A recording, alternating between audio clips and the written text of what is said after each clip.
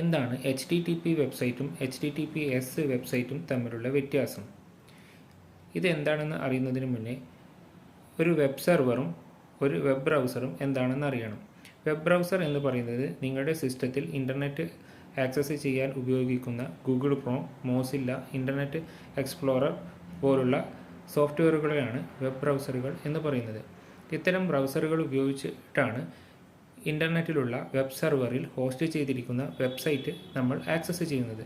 ഇങ്ങനെ ആക്സസ് ചെയ്യുമ്പോൾ web ബ്രൗസറും web സെർവറും തമ്മിലുള്ള കമ്മ്യൂണിക്കേഷൻ ഒരു എൻക്രിപ്റ്റഡ് ആയിട്ടുള്ള കമ്മ്യൂണിക്കേഷൻ ആണെങ്കിൽ അത്തരം കമ്മ്യൂണിക്കേഷൻ ജനറേറ്റ് ചെയ്യാൻ പറ്റുന്ന തരത്തിലുള്ള വെബ്സൈറ്റുകളെ HTTPS വെബ്സൈറ്റുകൾ എന്ന് പറയുന്നു.